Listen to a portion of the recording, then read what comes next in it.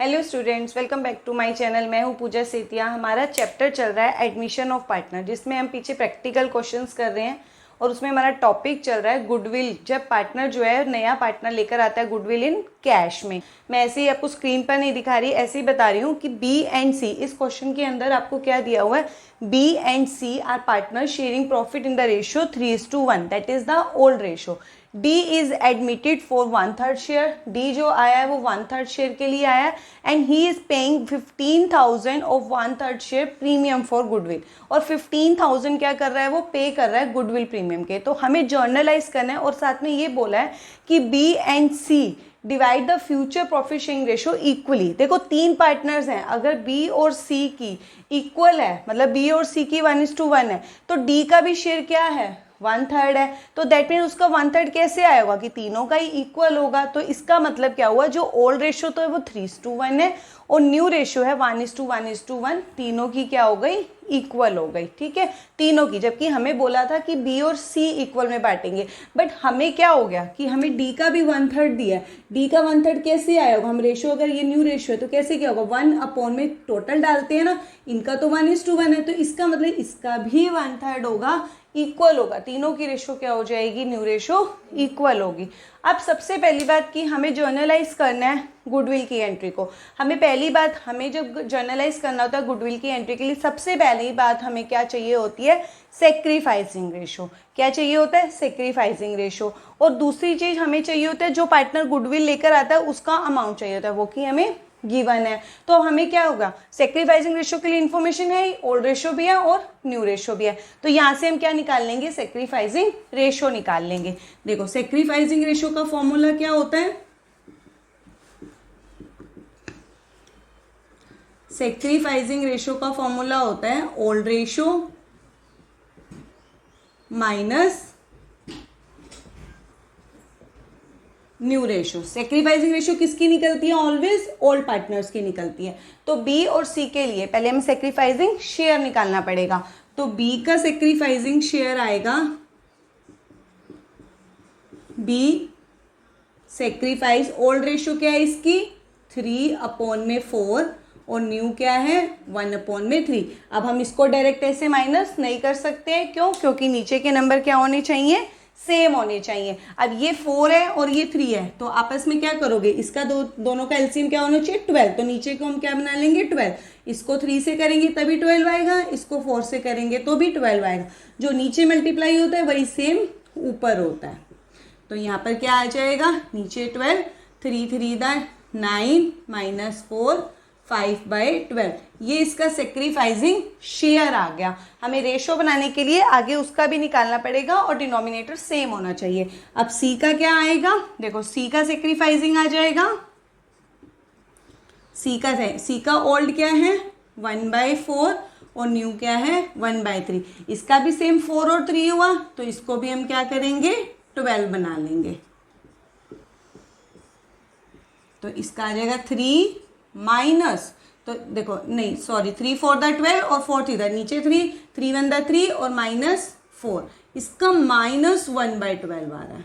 अब देखो इसमें इंपॉर्टेंट चीज, बहुत अच्छा पॉइंट है इसमें। देखो अब बी का सेक्रीफाइस तो आ गया, ये हमने निकाला। अब सी का जब हमने सेक्रीफाइस निकाला तो इसका नेगेटिव में आ गया।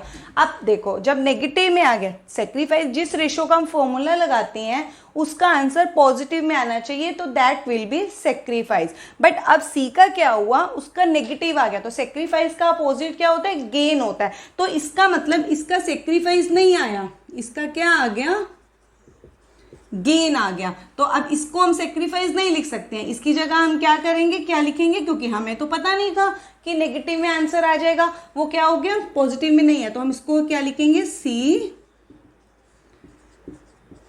Gaining share. अब नेक्स्ट इंपॉर्टेंट पॉइंट कि आपको जब एक का सेक्रीफाइस है, पार्टनर्स दो ही हैं, एक का सेक्रीफाइस है और दूसरे का क्या है, गेनिंग है, तो आप डिनोमिनेटर भी क्या है, दोनों का सेम है, तो आप रेशो फाइंड आउट नहीं कर सकते हो। क्यों, एक सेक्रीफाइस है और एक गेन है, तो हम रेशो में नहीं निकाल पाएंगे। अब हम सीधा डायरेक्ट एंट्री करेंगे। देखो अब एंट्री में मैं आपको बताऊंगी, जब भी आपको सेक्रीफाइस, अब देखो क्या करेंगे, देखो सबसे पहले क्या हमें जर्नलाइज करना है प्रीमियम की, तो पहले तो डी क्या लेकर आ रहा है, 15,000 अपना प्रीमियम लेकर आ रहा है, तो पहले प्रीमियम को लाने की एंट्री करेंगे। तो एंट्री क्या हो जाएगी, बैंक या फिर कैश, ठीक है, बैंक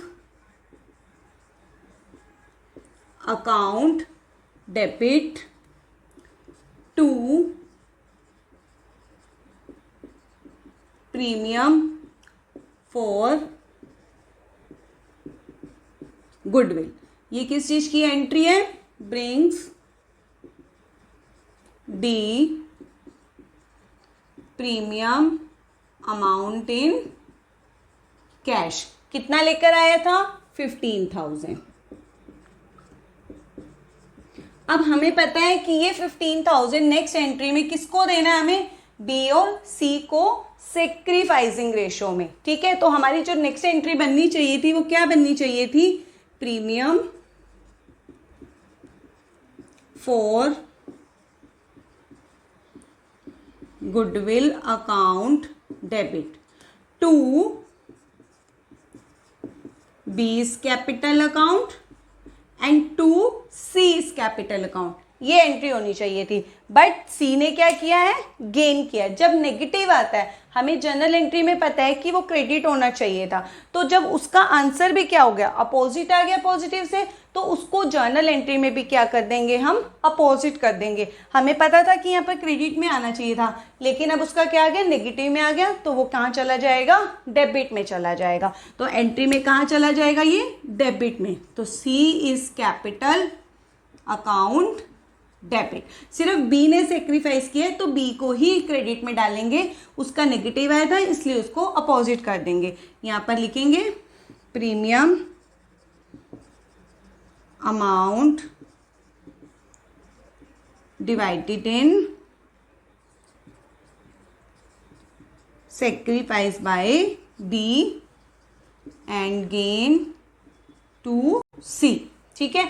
अब प्रीमियम का तो हमें पता है कि प्रीमियम की जगह तो 15,000 आएगा।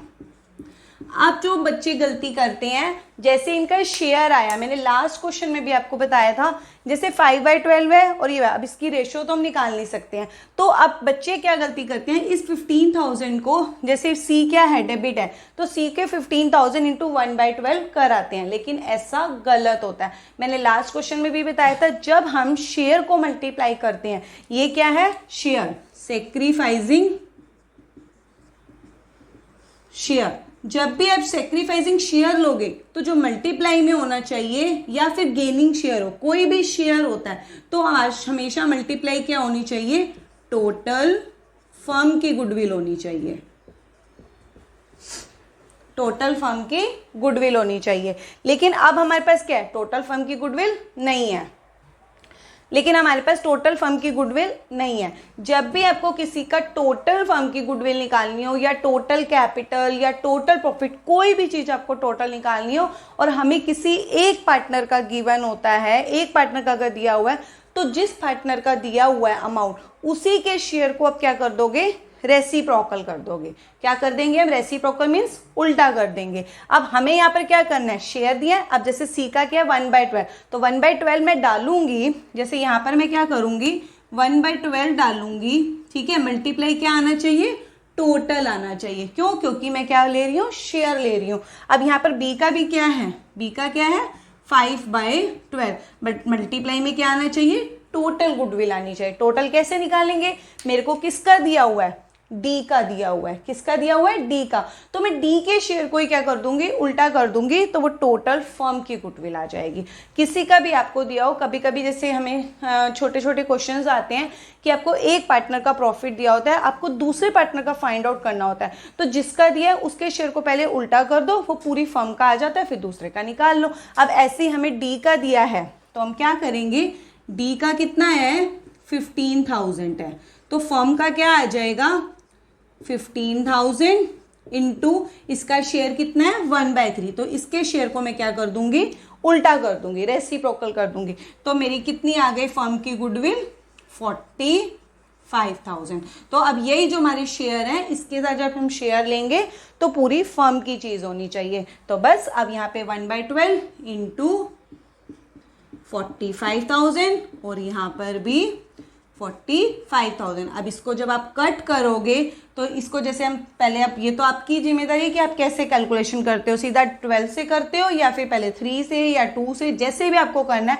जब मैं इसको कट करूंगी तो मेरा आ रहा है 3750। अब इसको कट करूंगी तो मेरा आ जाएगा 18,750। तो हमें यही एंट्री हमें करनी थी। इसमें यही नया पॉइंट था कि एक पार्टनर क्या कर रहा था, गेन कर रहा था, तो हमने ऐसे निकाला। ये क्वेश्चन हमारा कंप्लीट होता है।